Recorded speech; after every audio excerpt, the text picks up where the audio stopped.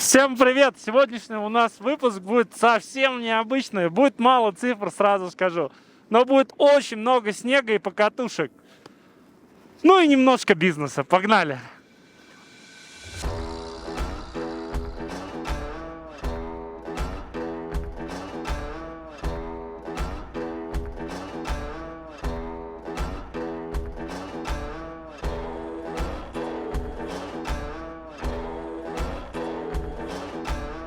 Hello, Daniele. Hello. Very nice to meet you. Very nice hotel here. Tell me, why did you decide to invest in that place here in Jirgalan? Nah, why not? Did you see this place? I amazing, yeah? only in the night, so I couldn't see it. No, it's a long story, but I try to make it easy. You know, I'm like a skier and snowboarder, so I love mountains. And the first time that I came here in Kyrgyzstan for my job, I met some local tour guides, and we decided to come here to ski, snowboarding, enjoy the mountains. What was that year? It was 7 years ago, yeah. 7 years ago, and we start to have hiking, horseback riding. The first time was like in May, I think. So I didn't know about the real potential of the winter mountains. And but I felt in love, and I think that also my origin came from here. You can see from my shape of the face, and that's why we decided. This is why we decided to invest. We said, okay, it's a nice place, nice culture, very wild nature, very hospitality people, and we said, why not? You know, I come from Europe, from Italy. We have a lot of business in the tourism. We have a lot of competitors, but I think that we lose a bit the motivation. Motivation? The motivation to make tourism, to support our country or our. Because there are too many tourists now in Italy, or No, we have a lot. No, that's I'm saying just that as from the side of the business, we have a lot of hotels, we have a lot of beach resort, ski resort. Sometimes it's difficult to find people that have the right motivation to make this business interesting and honest and respectful for the tourists also. Everybody's pretty excited to do a little bit of free riding today. It's gonna be a good day, everyone. It's gonna be a good day. вот этот товарищ дал лыжи. Да, спрашивать с меня. Если вдруг я потеряюсь в снегу где-нибудь. Прокат самый крутые. Брат.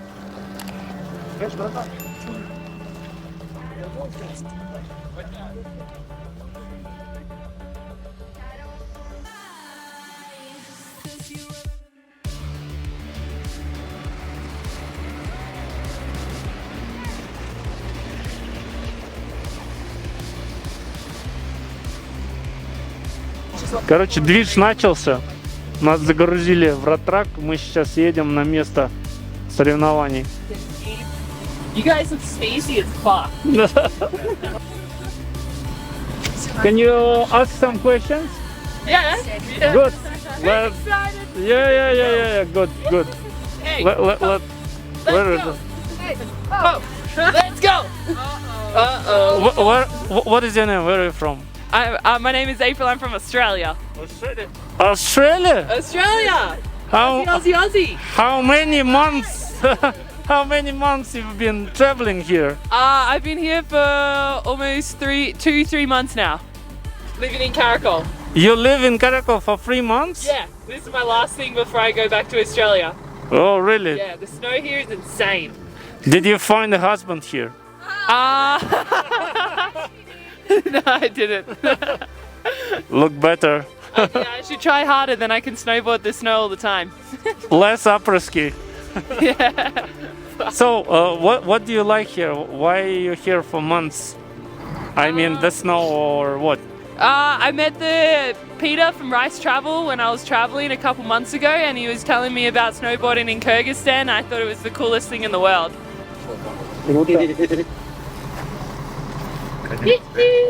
What is your name and where are you from? I am Roxana and I am from Poland, but I live in France.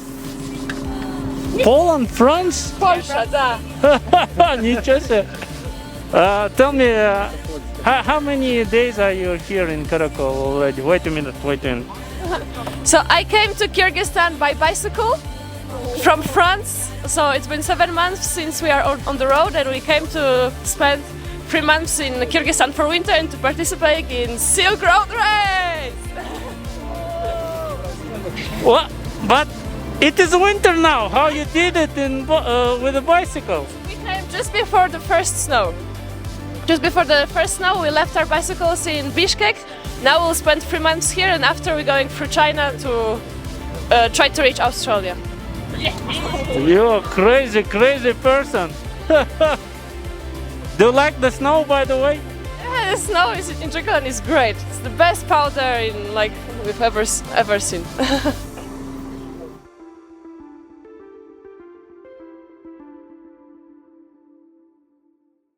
How many years are you skiing in your life, and where have you skied? I started when I was like 14. I remember I was with my brother. He's 2 years older than me, and we decided to go to the mountains and try snowboarding because I tried skis with my family. Then I decided to practice more, but snowboard is my passion, and so when I was 14, I started. We had a few experiences on the mountains, but then I focused more when I was like 20. I was studying in the university, but I realized that tourism was my love, and I remember because I did this kind of snowboard camp in Les Des Alpes in France, and then I realized that work with tourists was very interesting, and tourism is something that you cannot identify because it's something that is about sport, is about culture, is about local business, is about food. It's very interesting. So then I decided to work in this kind of business, and we used to organize like kind of snowboard camp all around the world. All around the world. Japan, Sweden, Canada, wherever snow was enough good to ride. That's why, and was very, very exciting for many years. It was like 12 years. I was working for this company, 6.9 company, yeah. And then I decided to open my own company, and so we start to propose different kind of experiences. Not only ski or snowboard, but all the experiences that are about sport, so diving, horseback riding, surfing, in contact with the nature, trying to support the nature, the ecosystem. That is the main goal of what we do. Very nice.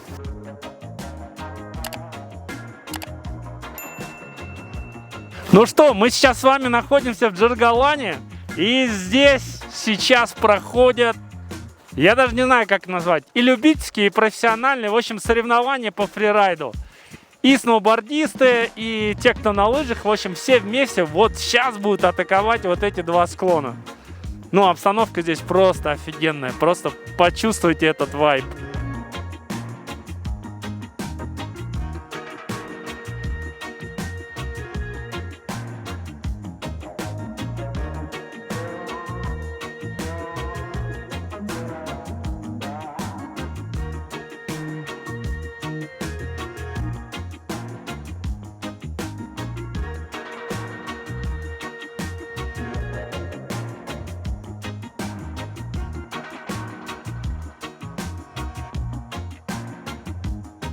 Ребят, посмотрите на качество снега. Он прям кайфовый. Прям самое оно для покатушек. Кайф. Главное не провалиться. Сегодня первый раз буду на таких лыжах. Can you compare skiing in Italy, especially in Dolomites? I like this place very much. And skiing here in Kyrgyzstan, what is the difference? Yeah, you talk about Dolomites. I've been there last week with my family. I have two kids, 3 and 5 years old. They start to practice, with the ski, with the snowboard. And yeah, of course, Dolomites are very famous, and we, like Italians, we decided to invest a lot in the past, also now. The difference, I think, is all about the experience and the history. The Alps, of course, are famous all around the world. Why? Because the shape of the mountains is very interesting for ski or snowboard, because the slopes are steep, sometimes are like more we have the red, black, and blue, different levels. And of course, we decided to invest also in we call the Rifugio. It's like the mountain hut where you can have rest, you can eat something, you can drink. Yeah, so we have a lot of choices about the slopes, and we had enough investment, of course. We know. A lot of huge investments. We know. We can have passion, we can love sports, whatever, but in our society, if we have also money to invest, we can create some good experiences, like what we have also we have in Italy and Europe, because if you have a good connection, now we have a lot of lift, a lot of cabin. Even the train through the mountains. We have the train for the mountains. It's something that, of course, we have to find the balance between the natural impact and how much we take care about the fun. Because, of course, sport is good, it could be a passion, but most is funny. We do because we like the mountains. Okay, we like enough to be part of it also without this kind of investment, lift and cabin and restaurant. That is also a main question that we have to think about it. That's why we decided to invest in Kyrgyzstan. Because in Kyrgyzstan, in this place, there are no lifts. Just cross-country, free ride, powder, with a comfort chalet or accommodation. And also here in this place, one of the best thing, I can say the luxury of this place, that you can have a comfortable accommodation, but outside you can go out in the night and see all the stars, and during the day, wild nature. You can decide which kind of area of the mountains you want to ride. Of course, it's not easy like to have the lift, but for who loves free riding and wild nature, is amazing. So how do you think, what is in what direction should Kyrgyz ski industry develop? Like more cable cars, more hotels, or more like here, like private nature? I think that depends about the request that we have from tourists. The government in general can decide, but everyone decide taking care about the request. You can create your offer and focus on that, and take the people of your target. That is what we are trying to do. Or you can create something just to satisfy a target that already exists. General target. That's why I'm saying usually ski resort attracted a big target, because you have some lift for beginners, for expert, hotel, different levels, different prices, the pool without pool. That give the possibility, of course, to satisfy a big market. So if you ask me about what will be the future, in the future, depends on which kind of business we will create. I am saying investors or locals, because that is part of the game.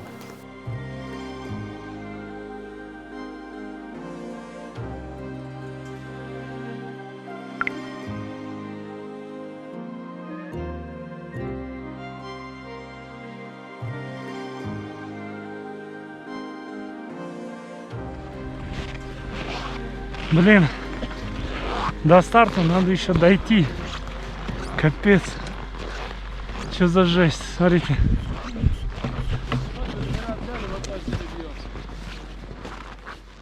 Все, давайте, ребят, потихоньку.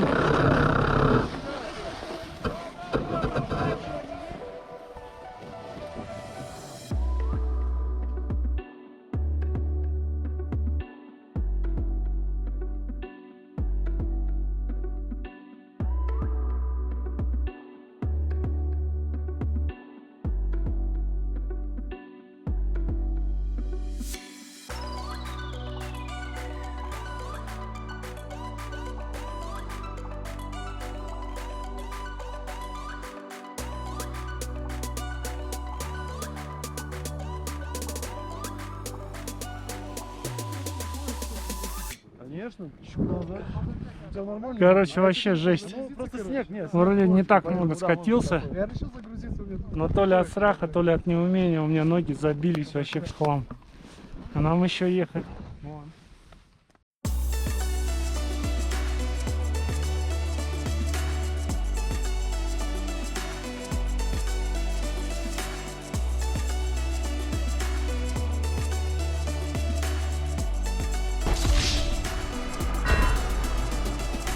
Ну что, первое ощущение. Я хочу вам сказать, чтобы вот туда вот дойти, нужно вон там высадиться, подняться на гору, спуститься, опять подняться. Короче, к старту я уже был вымотан, вообще никакой. И вот буквально первые несколько секунд, и такой кайф. Реально, все вот забылось, кайфуешь. В какой-то момент я даже поверил в себя и захотел сделать прыжок, но получилось, вы сами видите, что. Ну, я вам хочу сказать, что что-то в этом точно есть. Вот этот вот пухлячок я еще раз обязательно повторю. Вам тоже советую, но обязательно берите с собой гида. Вот так вот на бум здесь оказывается опасен. В некоторых местах просто снег вот так.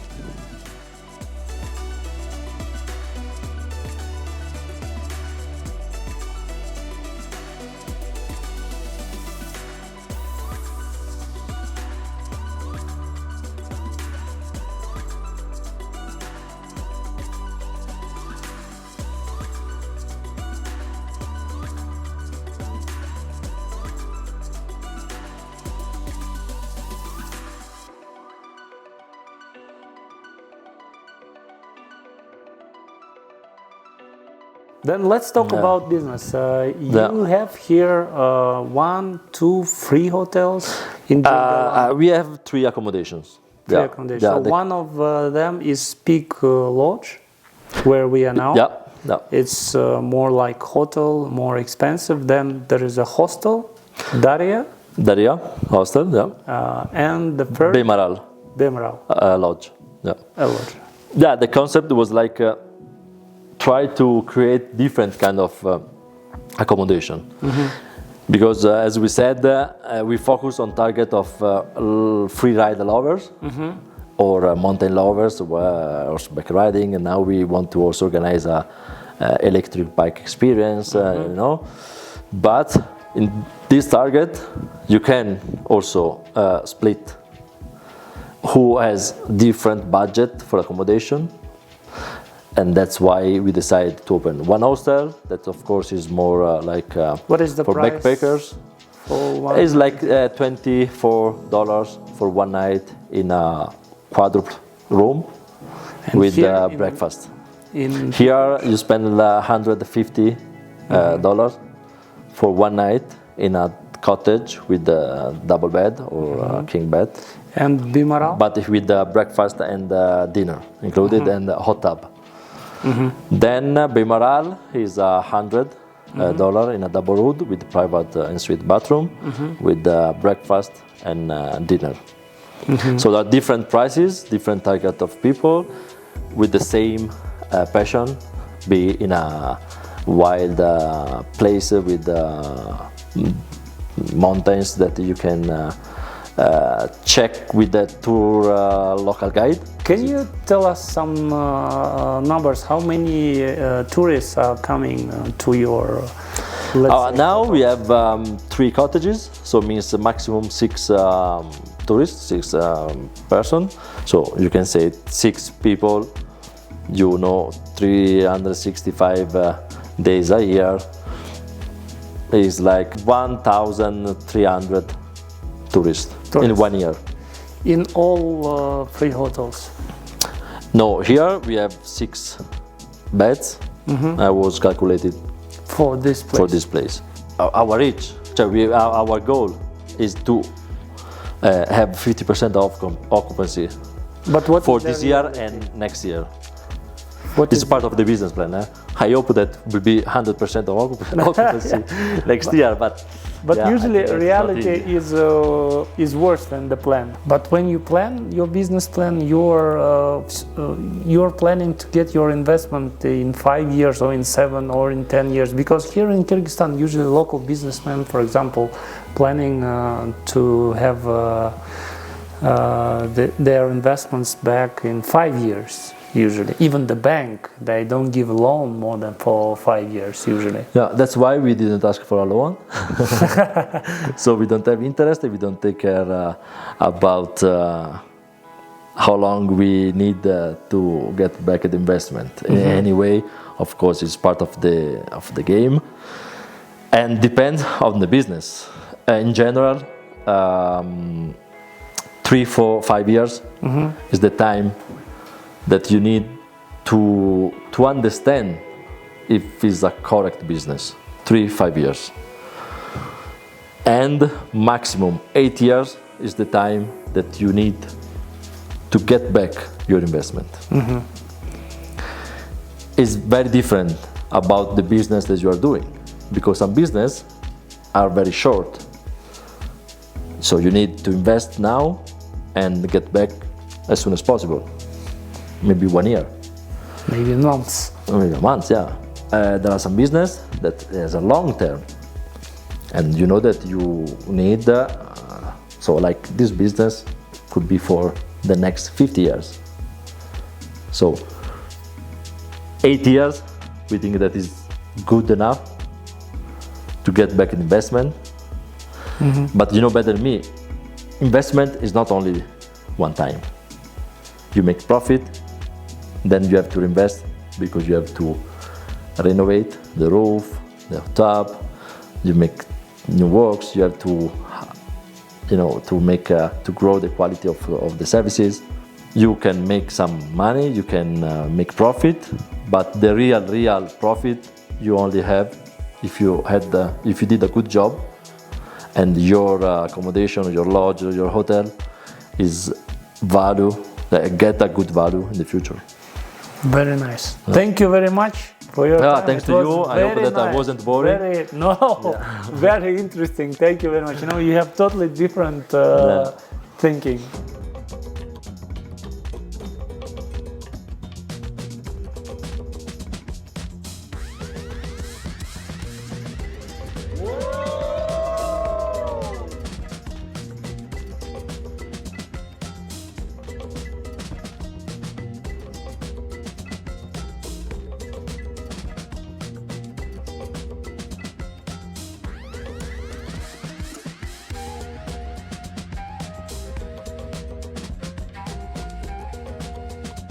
Я хочу вам представить главного массовика-затейника в Джаргалане. Человека, который вот и организовал то самое соревнование, где я плюхнулся, как мешок с картошкой.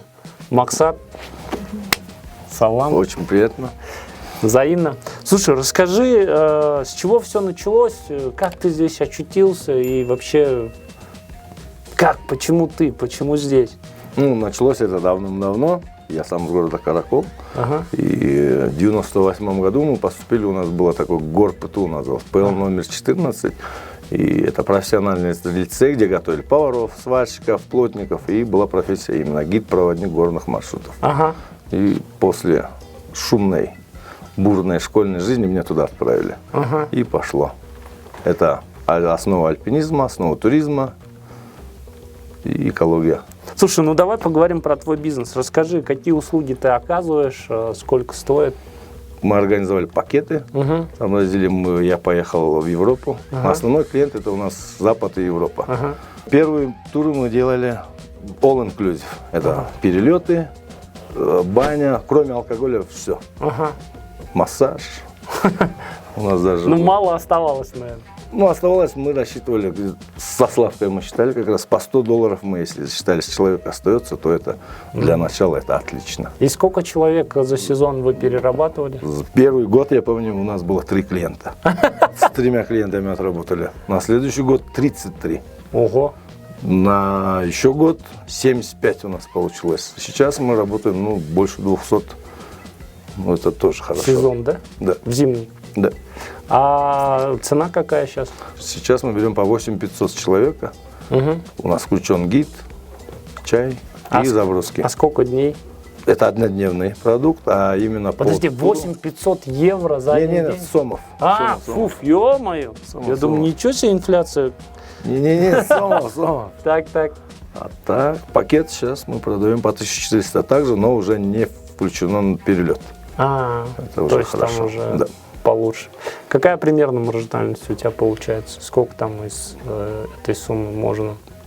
30% как минимум 30. мы можем уже в навар. Яна, приветствую. Добрый вечер. Классный юрточный городок, мне прям понравилось. Сколько у вас здесь, я не знаю, человек может разместиться за раз? У нас сейчас здесь 4 жилых юрты. Ага. И, ну, как бы, ну, мы стараемся не миксовать народ. Вот группа приезжает, мальчиков, девочек мы можем разделить, чтобы, ну, как бы, вот они по двум юртам. Но в одной юрте может 10 человек, да, как бы разместиться. Ничего себе, то есть 40 человек вы в теории Да, можете ну, как бы, в принять? теории, да. Но, ну, как бы, такого не делаем. Потому что, ну, получается, всех нет. Делим мальчики, девочки, или группа одна, например, французы приехали, мы их отдельно заселили. Сколько у вас стоит здесь? Проживание? Да. $80. У нас сюда входит полностью питание, мы выдаем спальники, у нас баня тоже в эту стоимость входит. Ну и девочки здесь сами хлеб пекут, у нас здесь. Да, кухня вообще. Да. И Ну, то есть туалет мы- крутой и вообще. туалет крутой, Я да. прям в шоке был, честно скажу. Сейчас у тебя какие есть вот активы, что 2 ратрака, да, я так понимаю? Ну да, 2 ратрака. Мы сейчас приобрели землю. Ага. Ну, будем строить отель, ресторан. Я уже говорил до этого, хороший ресторанчик. Кофе нам не хватает хорошего. Здесь, в Джергалане. Обязательно. Круто. То есть вот такой мини-проектик, да? Да. Ну вот буквально по цифрам, какие нужны инвестиции, чтобы этот проект состоялся, и какая примерно окупаемость? Как я говорил, у нас есть, мы работаем с западными провайдерами, и у нас по прогнозу мы можем обслуживать, ну, за сезон, примерно, 1000 человек. 1000 человек это уже, ну, 30% по даже по 1000 евро, ну, считать надо. Хорошо все будет. Хороший не ответ, Максат. Мы же вообще не считаем. Мы то, что зарабатываем, мы вкладываем. Ну, надо Ничего такого. надо сделать проект, осметить его, а потом сделать небольшой бизнес-план. Тогда будет лучше. У нас Когда было. уже такой большой актив, как там отельчик, И ресторан. вот это вот есть проблема, мы же со Славкой, у нас образования не хватило. Какие планы на ближайшее время? Дальше развиваться, но вообще в конечном итоге я был в Европе. Австрия, Швейцария, Тироле. И я увидел там будущее. Хотя бы, как говорил Бартини, мы должны идти напрямик. Не за кем-то, и вот туда я пытаюсь прийти, а там посмотрим. То есть ты сторонник того, что нужны хорошие подъемники, трассы, Обязательно. массовость? Массово. И, как я говорил уже... Потому что сегодняшний герой наш, вот еще один европеец, он как раз-таки считает, что как бы фишка Джиргалана в том, что мы должны быть более такими бутиковыми, чтобы мало людей было. Согласен, это они так думают. А я думаю, я же как местный житель, нам по-любому надо это увидеть. А потом мы можем решить, нравится это нам или нет. А то, что им нравится, это их проблема. Спасибо, Максат. Супер интервью. Пожалуйста. Удачи. Вам спасибо. Ян, скажите, вот сегодня на программе у нас уже два диаметрально разных мнения о том, как вот именно, назовем это, район Джиргалана, да, следует развивать. То есть это должно быть бутиково, как сейчас, немножко отелей, мало людей, и они вот катаются вот сами, да, на фрирайде. Или же это должны быть подъемники, отели, массовость. Вы вот ближе к чему? Всем, наверное, нравится, когда ты куда-то попадаешь, и там никого нету. Ну, если честно. Как бы и получается вот здесь, да, ты на любой склон, вот все же в восторге от чего, да, куда бы ты ни зашел, ты тут один скатился там, ну, как бы, да. Люди пока за это, ну, как бы готовы даже денег, ну, нормально платить, чтобы вот какой-то эксклюзив у нас был. У нас же вот тоже почему юрты, да, потому что киргизская, национальная, все ручная работа там и так далее. И, например, иностранцев это очень привлекает. Как бы там коттеджей везде очень много, у них в Европе там и так далее. Да, они хотят вот понюхать киргизскую историю, там, скажем так. Ян, ну я желаю, чтобы ваши мечты сбылись. Вам удачи, классный городок. Все, спасибо. Счастливо. Ну что, настало время подводить итоги. Давайте начнем с бизнесовой части, потом перейдем к чему-то глобальному и опять закончим бизнесом. Я сегодня вам показал, как катаются в Италии, насколько там крутые склоны. Тысячи буквально километров спусков, все ухожено. Много людей, отели, супер инфраструктура. И показал вам совершенно другое место, которое, на мой взгляд, просто завораживает. Я лично здесь нахожусь первый раз, и мне очень понравилось. Здесь царит даже не сколько природа, а некая атмосфера такой вот какой-то доброты, семейственности, то, что все друг друга знают, как-то очень тепло общаются. Ты попадаешь в какую-то такую грамотную тусовку. Ты не попадаешь в какой-то там город, а здесь прям вот каждый, и это чувствуется, это очень круто. И я думаю, именно это ценят иностранцы, которые сюда приезжают. Посмотрим на то, как изменилась стоимость недвижимости. Да? Здесь, в этом поселке, где раньше добывали уголь, дома практически ничего не стоили, никому не нужны были. А сейчас есть объявление о том, что дома продаются за $20 тысяч, только половинка.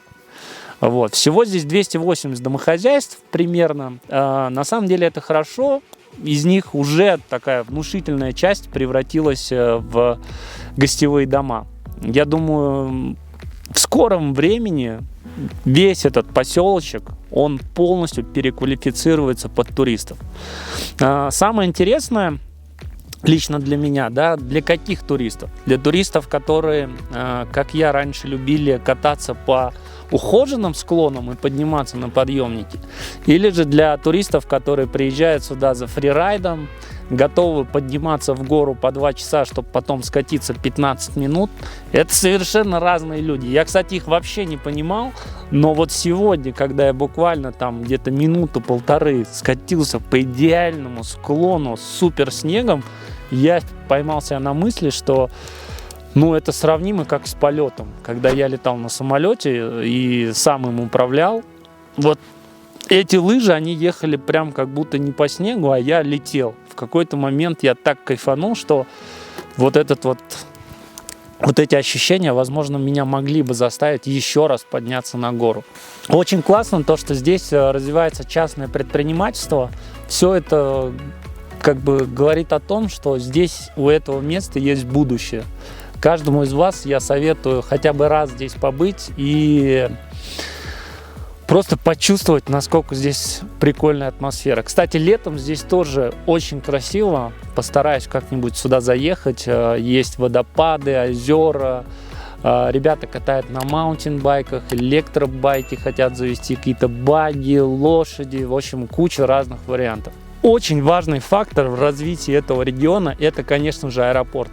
Сейчас власти принялись за его ремонт, но я надеюсь, это будет не просто ремонт, а на самом деле увеличат полосу, ее отремонтируют так, чтобы туда могли садиться действительно Боинги, и сюда могли прилетать туристы уже из совершенно дальнего зарубежья. Потому что уже от Каракола до Джергалана можно доехать на машине буквально за час. То есть, как только появится аэропорт, здесь будет совершенно другая история.